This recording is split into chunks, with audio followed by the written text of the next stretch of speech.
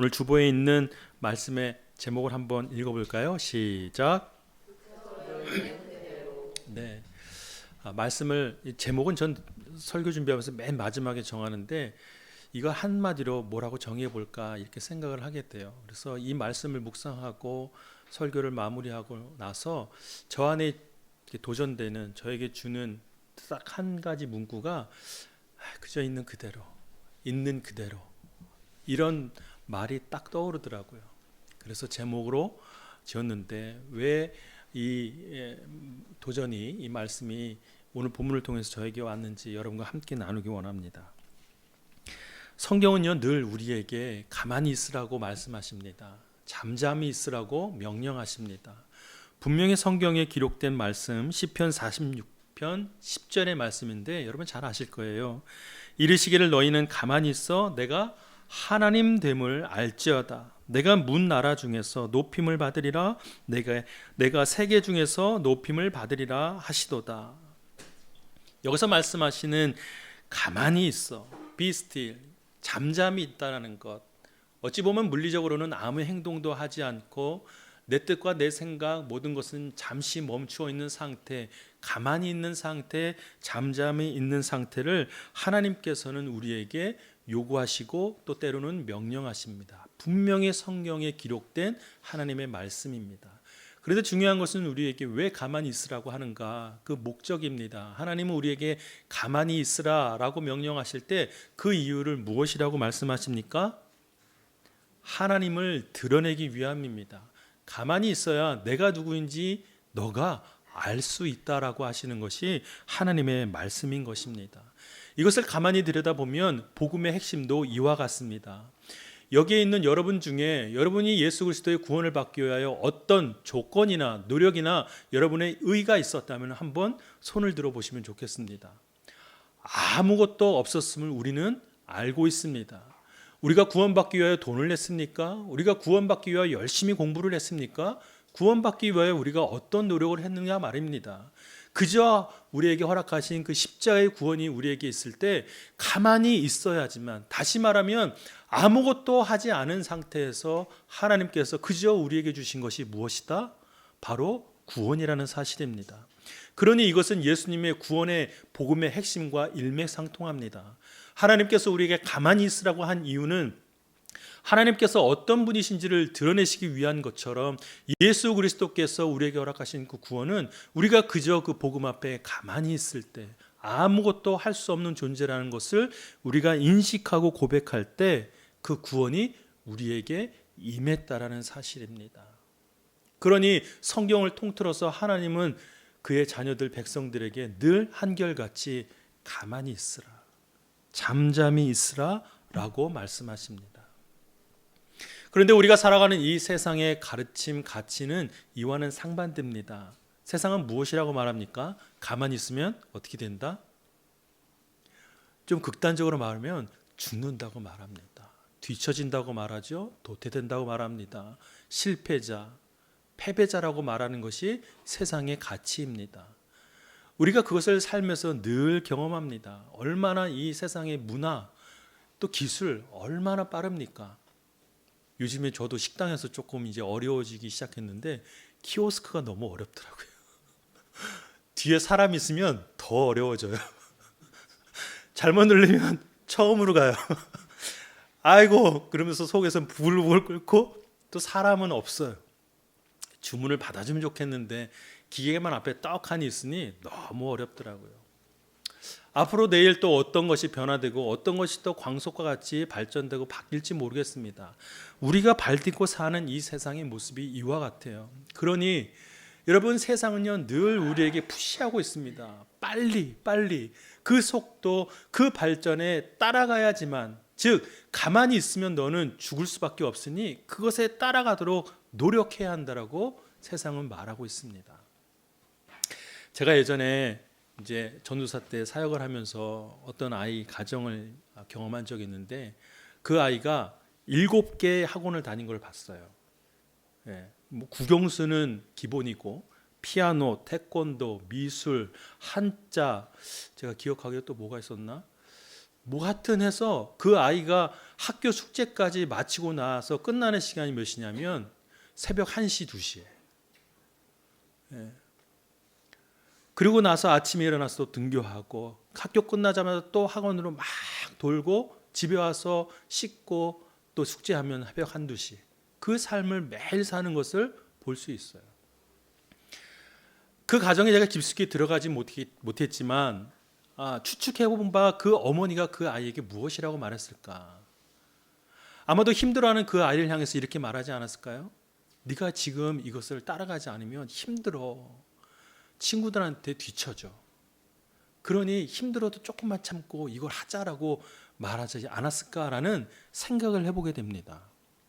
그러면서 여러분 그 어머니의 마음속에 무엇이 있을까 가만히 생각해 보면 이 세상에 대한 두려움이 있지 않았을까? 자기 아이가 이 세상에 뒤처지지 않을까? 혹은 도태되지 않을까? 세상의 속도에 발맞추지 못해서 이 아이가 살아갈 그 인생이 힘들지 않을까라고 하는 염려와 걱정을 넘어서 두려움이 그 어머니의 마음 가운데 있지 않았을까라는 생각을 해보게 됩니다. 그러니 세상은요 너무나도 빨라요. 가만히 있으면 바보 소리 듣는 것이 이 세상의 가치관입니다. 아이러니하게도 여러분 저는 뇌리에 깊숙이 있는 그 말 있어요. 그 배 안에서 침몰해 가는 배 안에서 그 수백 명의 아이들에게 전해졌던 그 한마디 여러분 아세요? 선실해서 가만히 있으라는 거예요. 가만히. 오히려 그 가만히 있는 것으로 인해서 죽음을 맞이했던 너무나 아이러니한 이 상황. 세상은 가만히 있으면 안 된다고 하면서도 가만히 있는 것 때문에 아이들의 목숨을 잃는 이 아픈 일들. 도대체 세상이 우리 자녀들에게 우리에게 말하는 것이 무엇인지 그 틈바구니 안에서 오늘 주신 말씀을 붙들고 우리는 과연 어떻게 살아가야 할지 그것을 한번 우리가 살펴보면 좋겠습니다. 가장 먼저는요 오늘 본문을 통해서 알 수 있는 것은 이 세상 가운데 사는 우리에게 성경은 분명히 가만히 있어야 한다라고 말씀한다는 사실부터 출발합니다. 그런데 여러분 가만히 있어야 하는 이유가 굉장히 중요해요. 왜냐하면 세상은 가만히 있으면 안 된다고 말하기 때문에 그것이 충돌하지 않습니까? 그런데 가만히 있어야 하는 이유가 우리가 납득이 되고 이해가 되어야 되는 거잖아요. 성경은 무엇이라고 말씀하세요? 오늘 1절입니다. 16절 죄송합니다. 한 번 더 읽을게요. 네, 뒤에 있어요. 뒤에. 자, 보십시오. 그러니 이제 어떻게 해요? 가만히 서서 뒤에가 중요합니다. 가만히 서 있는 이유가 뭐지요? 여호와께서 너희 눈앞에서 하실 무엇을 보기 위하여? 큰 일을 보기 위하여. 성경에 나타난 가만히 서 있는 이 이미지, 이 성경의 표현 중에 가장 대표적인 것이 출애굽기 말씀이에요. 앞으로 다시 가면 출애굽기 14장 13절과 14절 말씀입니다. 보십시다. 모세가 백성에게 이르되 너희는 두려워하지 말고 어떻게 해요? 가만히 서서 여호와께서 오늘 너희를 위하여 행하시는 무엇을 보라? 구원을 보라. 그러니까 가만히 서 있는 이유가 뭐예요? 하나님이 오늘 행하실 그 구원을 보기 위함입니다. 계속 너희가 오늘 본 애굽 사람을 영원히 다시 보지 아니하리라. 14절입니다. 여호와께서 너희를 위하여 싸우시리니 너희는 가만히 있을지어다. 그러니까 가만히 있는 이유는 뭡니까? 하나님이 하실 일들에 대한 그 큰 일에 대한 즉 그 큰 일은 우리 삶에 행하시는 그 구원을 우리가 보거나 경험하기 위하여 우리는 우리 삶에 가만히 있어야 한다는 사실이에요. 그런데 가만히 있는다라는 이 모습은 과연 어떤 모습일까? 가만히 있는다는 것은 세상 속에서 세상의 흐름 가운데 가만히 있는 것이 아니라 누구에게? 하나님을 향하여 가만히 있는 것이에요. 여러분 세상에 이 책들이나 수많은 어떤 사상이나 뭐 종교에서 말하는 것은 세상의 일에 대해서 가만히 있으라고 얘기해요. 그렇지 않아요? 극단적으로 불교는 뭐라고 얘기해요? 속세를 떠나야 돼요. 그 속도의 세상에 가만히 있으면 안 된다고 말하는 세상의 가르침에서 자유롭기 위해서는요, 그곳에서 물리적으로 떠나야 돼요. 그래야만 자유를 경험할 수 있다고 얘기해요. 그러나 성경의 가르침에 가만히 있는다는 것은 내 삶에 흐르는 그 속도 안에서 가만히 있는 것이 아니라 어디를 누구를 향하여? 하나님을 향하여 가만히 있는다는 사실을 꼭 기억하셔야 합니다. 이것을 잘못 해석하면 내 시간의 단절, 내 시간의 그 멈춤을 통해서 아무것도 하지 않는 상태를 만드는 사람들도 교회 안에 간혹 있더라고요. 물론 그것도 때로는 중요해요. 어디 수도원에 들어가서, 그렇죠?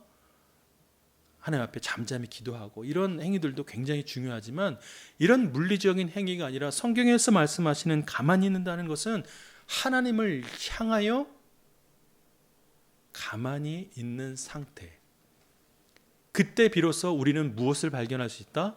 우리 삶에 행하시는 하나님의 구원, 그 큰 일을 경험할 수 있다는 사실이에요.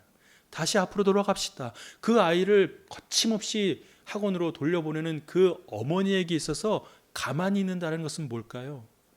이렇게 하지 않으면 내 아이가 실패할 것 같다라는 그 두려움을 거두시고 다시금 믿음으로 나아갈 수 있도록 하나님께서 인도하시는 그 놀라운 구원을 경험할 때 비로소 그 어머니는 하나님의 그 큰 일을 경험하는 거예요.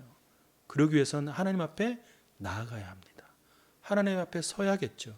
하나님 앞에 내 생각, 내 뜻, 내 자아, 내 판단, 내 기준, 내 지식, 내 경험 다 내려놓고 그것 때문에 내 안에 두려움이 생기니 이제 하나님 앞에 내 모든 것을 내어놓고 나아갈 때 잠잠히 서 있을 때 내 안에는 모든 두려움과 걱정과 염려와 세상을 의지하는 나의 마음을 다 없애주시고 건져주시는 하나님의 놀라운 구원을 경험할 수 있다는 사실이에요. 이것이 성경이 말씀하시는 가만히 있어야 하는 이유예요. 자, 그러면 그 어머니의 마음은 어떻게 변했을까? 물론 비약적인 비유일 수 있겠으나 그 아이가 계속해서 학원을 7개를 다녀도 이제 그 아이를 바라보는 그 어머니의 마음에는 최소한 뭐가? 세상을 의지하고 세상을 또한 두려워하는 그 마음이 사라졌을 거예요. 오히려 그 아이에 대한 하나님의 목적과 비전을 발견하기 위하여 노력했을 거라고 저는 믿어요. 이게 바로 우리가 첫 번째 하나님 앞에 가만히 있어야 하는 이유를 발견해야 하는 것. 이게 첫 출발이에요, 여러분. 그리고 두 번째는 무엇인가? 우리가 하나님 앞에 가만히 있어야 하는 이유는 우리가 하나님 앞에 가만히 있을 수 없는 존재이기 때문에 그렇습니다. 생각해 보면 여러분, 우리는 늘 어디를 향할 때가 더 쉽고 빨라요? 세상을 향해 세상을 따르는 경우가 더 쉽고 더 빠릅니다. 그렇지 않습니까? 우리는 원래부터 그런 존재였어요. 왜요? 우리가 하나님을 떠나 죄인되었기 때문에 그렇습니다. 생각해 보면 첫사람 아담이 하나님을 떠난 이유도 하나님처럼 눈이 밝아지기 위한 그 탐욕 때문에, 생각해 보면 왜 하나님처럼 눈이 밝아지고자 했었을까? 왜 그런 욕심이 들었을까? 자기 스스로가 무엇인가를 해보기 위함입니까? 뭔가 하나님보다 더 높은 사람이 되어서 자기의 의나 능력을 보이기 위함이었을까? 라는 그런 탐욕 때문에 하나님을 떠난 것이 아닐까, 그런 생각을 해보게 됩니다. 그러니 우리가 그러한 후손으로서 우리 자신들도 하나님을 떠나는 것이 오히려 우리의 모습 가운데 있다라는 사실. 그러니 하나님이 가만히 있으라고 할 때 우리는 가만히 있을 수가 없어요. 죽을 것 같으니, 두려우니 우리는 늘 우리 삶에 발버둥 칩니다. 어떻게든 우리의 삶을 지탱해 보려 열심히 부단히 발버둥 치며 노력하는 것이 우리의 모습입니다. 때로는 하나님의 음성이 거추장스럽고 하나님의 말씀이 우리에게 불편할 때가 있습니다. 그 앞에 잠잠히 우리가 서 있기보다는 오히려 어떤 방법들을 찾아 끊임없이 노력하는 우리의 모습을 마주하게 되는 것입니다. 왜냐하면 오늘 본문이 있는 이 말씀의 배경을 보십시오. 이스라엘 백성은 하나님의 선택을 받은, 즉 하나님의 직접적인 통치와 다스림 가운데 있었던 정말로 큰 복을 누리는 하나님의 백성들이었습니다. 그러나 이 백성들이 하나님 앞에 무엇을 요구합니까? 자신들을 다스려줄 왕을 요구합니다. 왜요? 하나님의 음성은 언제나 더뎌요. 때로는 없을 수도 있어요. 그러나 그 왕이 우리와 함께 할 때는 우리를 강하게 하여서 우리를 보호하여 주고, 우리가 소위 말해서 먹고 살 수 있도록 우리를 풍요롭게 할 수도 있고, 우리를 주변 나라로부터 보호할 수 있는, 우리를 다스릴 만한 그 왕이 필요했기 때문에 그렇다는 사실입니다. 그러니 눈에 보이는 구체적인 일들, 그 실체가 너무나 급해서 그들은 하나님의 통치보다는, 하나님의 다스림보다는 왕에 대한 다스림, 그 통치를 하나님 앞에 요구했던 것입니다. 사랑하는 여러분, 우리는 늘 하나님의 음성, 하나님의 통치보다는 세상 앞에 나아갈 때가 많다라는 사실, 그러면 우리는 절대 하나님 앞에 가만히 있을 수 없다라는 사실을 인정할 수밖에 없어요. 저는 개를 키워본 일이 굉장히 오래전 기억인데, 진돗개를 어렸을 때 한 마리 키워본 적이 있어요. 그때는 그런 적이 없었는데 요즘에 보면 TV 프로그램도 많고 개를 키우다 보면 꼭 하는 그런 모습 중에 하나가, 여러분 아시죠? 기다려. 신기하더라고요. 예전에는 그냥 뭐 먹던 밥 이렇게 주고 마당에서 키우고 막 이랬는데, 요즘은 그렇게 안 하면 또 키우기 어려운 세상인 것 같아요. 그 중에 모습이 기다려. 왜 저렇게 할까? 왜 기다려 훈련을 시켜야 할까라고 생각해 보면, 그렇게 훈련을 시키지 않으면 개가 어떻게 해요, 여러분? 요즘은 잘 모르겠어요. 우리 권지사님 잘하실 것 같은데 중구난방이지 않아요? 통제가 안 되죠. 때로는 사람을 해칠 수도, 해를 가할 수도 있고, 집안을 다 흐집어낼 수도 있고. 그러니 그 훈련, 기다려라는 훈련을 하는 거 아닐까라는 그런 모습이 딱 떠오르더라고요. 하나님 앞에 우리가 기다려야 하는 이유, 잠잠히 있어야 하는 이유는요, 원래 우리가 그런 존재가 아니기 때문에 그래요. 늘 우리는 하나님 앞에 잠잠히 서 있기보다는 세상을 의지하고 세상 앞에 나아가고 세상을 따르는 우리의 모습이 있기 때문이라는 사실입니다. 자, 그럼 이제 그런 우리의 모습, 그리고 하나님께서 잠잠히 있어야 하는 이유를 말씀하셨을 때, 이제 우리 삶에 그것을 결단하고 이제 그런 복을 누리며 살아가야 하지 않겠습니까? 오늘 사무엘은 이 말씀을 주시면서 우리가 어떻게 해야 하는지를 분명히 말씀해 주세요. 하나님 앞에 잠잠히 있는다는 것이 어떤 모습일까? 보니까요, 여러분 보십시다. 20절입니다. 사무엘이 대답했습니다. 두려워하지 마라. 두려움이 나오죠? 두려워하지 마라. 너희 모두가 이런 죄악을 저질렀지만 첫 번째는 뭐냐면 여호와를 떠나지 않아야 한다는 거예요. 하나님 앞에 가만히 서 있다는 것, 잠잠히 있는다는 것은 어떤 모습인가? 하나님을 떠나지 않는다는 거예요. 하나님을 떠나지 않는다는 것은 무엇을 의미할까? 여러분 생각해 보십시오. 아직 독립을 할 나이가 안 된 미성숙한 자녀가 나 이제 부모님의 품을 떠나 나 혼자 살래요 라고 한다면, 여러분 그 자녀에서 어떤 마음이 드시겠어요? 우리는요, 하나님을 떠나 살 수 없는 존재라는 것을 이제 우리가 알 때에 그 하나님의 통치 안에 머물러야 하는 거예요. 이스라엘 백성들이 그것을 거부하고 세상의 왕을 요구했던 그 죄악을 저질렀을 때 이미 그들은 하나님을 떠나고자 매 순간 탐욕적으로 노력했다는 모습을 여러분 꼭 기억하십시오. 또 하나의 이미지는 무엇인가?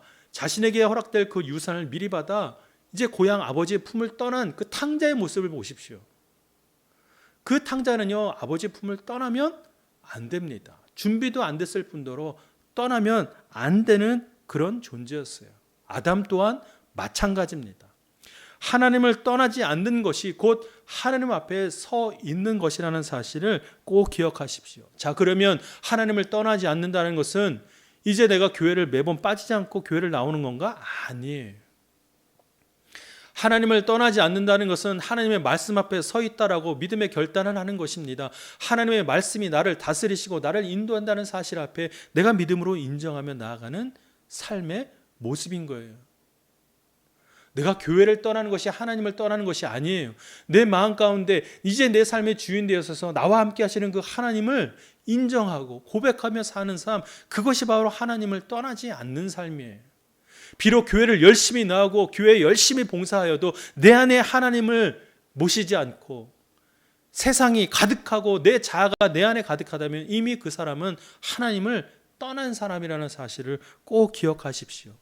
하나님을 떠나지 않는다는 것은 하나님의 말씀 앞에 서 있는 것, 그래서 내 지식과 내 의지, 자아를 의지하는 것이 아니라 하나님의 말씀에 순종하는 것, 그 다스림 가운데 있는 것, 그것이 하나님 앞에 가만히 서 있는 모습이 첫 번째 모습이에요. 두 번째는 뭐냐면 여러분 20절입니다. 여호와를 떠나지 말고 뭡니까? 너희 마음을 다해 여호와를 어떻게 하라? 섬기라. 이 섬기라는 말이 굉장히 중요합니다. 섬기는 것은 무엇을 의미합니까? 여러분, 섬기는 것은 기본적으로 마음이 없으면 안 돼요.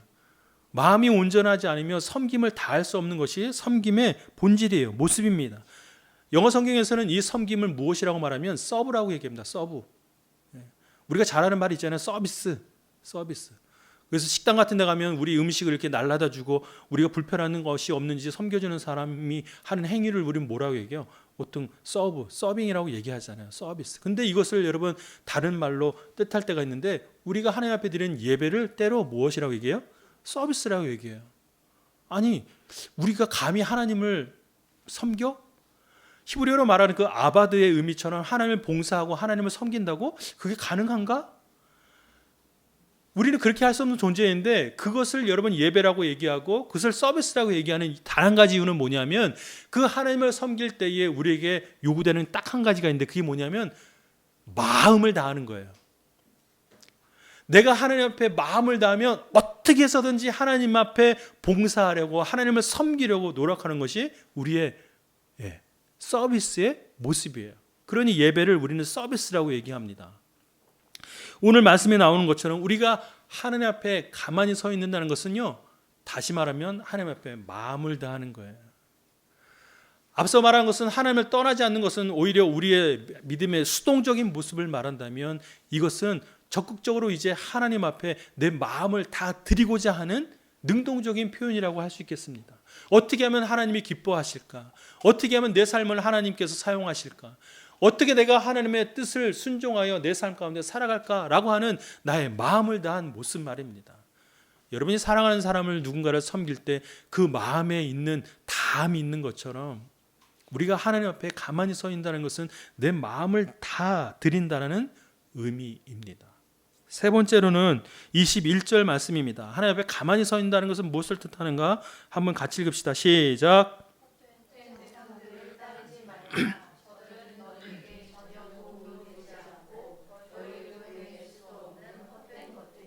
하나님 앞에 가만히 서 있다는 것은 어떤 것을 의미합니까? 헛된 우상들을 따르지 않는 거예요. 즉 다시 말하면 가만히 있으면 안 된다라고 말하는 세상의 가르침 앞에 따라가지 않는 거예요. 세상의 가르침이나 요구 앞에 우리의 마음을 다하지 않는 일을 의미합니다. 그리고 두 번째 의미는 뭐냐면 그것에 반응하는 내 자아, 내 내면의 외침에 대해서 내가 부정하는 일들이에요. 간혹은 내 마음에 내가 내 내면에서 나를 향하여 부르짖는 외치는 그 소리 앞에 우리는 여러분 순종할 때가 있어요. 따라갈 때가 있어요. 이렇게 하지면 안 된다라는 내 내면의 소리 앞에 내가 반응할 때가 있다라는 사실이에요. 그 아이의 어머니의 마음에 있는 속마음에 있는 것처럼 그 내면에 있는 부르짖음이 때로는 나에게 우상일 때가 있다라는 사실이에요. 우상이라는 것이 여러분 우리 삶에 날마다 풍요만 가져다 주는 것이 아니라 우리를 유혹해요. 속삭입니다. 그렇게 하자면 안 될 것이라고 우리를 위협하고 공격해요. 두려움을 심어주기 위해 이야기합니다. 그러면 그 앞에 굴복하는 것이 바로 우상 앞에 절하는 것과 별반 다르지 않는다는 사실이에요. 이제 우리는 그래서 결단해야만 합니다. 하나님 앞에 가만히 서서 하나님의 음성을 기다립니다. 하나님의 뜻을 내가 받길 원합니다. 라고 믿음에 결단하는 분들은 이제 세상 앞에 잘 들으십시오. 여러분의 내면의 부르짖음 앞에 이제 결단하셔야 돼요. 내가 더 이상은 이것을 따라가지 않겠다. 인정하지 않겠다. 이것에 복종하지 않겠다라는 여러분의 믿음의 결단이 필요합니다. 그것이 과연 하나님 앞에 가만히 서서 잠잠히 서서 하나님의 구원을 경험하는 자의 모습일 줄로 믿습니다. 하나님 마음을 다하여 섬기고 세상을 따르지 않고 하나님을 떠나지 않을 때 우리 삶 가운데 행하시는 하나님의 놀라운 구원을 우리는 그때 비로소 경험하게 될 것입니다. 다시 제목으로 돌아가면 그저 있는 그대로. 여러분이 지금 하나님 앞에 있는 모습 그대로, 무엇인가 해보려고 하지 않고, 무엇인가 여러분 세상 앞에 반응하지 말고 하나님 앞에 있는 모습 그대로. 어떤 목사님의 표현처럼 이런 이제 힘을 빼야 돼. 하나님 앞에 내가 할 수 있다라는 어떤 그릇된 자아, 그 착각 속에 이제 나를 내려놓고 힘을 빼야 돼요. 그때 비로소 하나님께서 내 삶에 행하시는 놀라운 구원을 바라보게 될 줄로 믿습니다. 가만히 서서 행하시는 하나님의 놀라운 구원을 경험하는 우리 모두가 되기를 주님의 이름으로 축복합니다. 기도하겠습니다.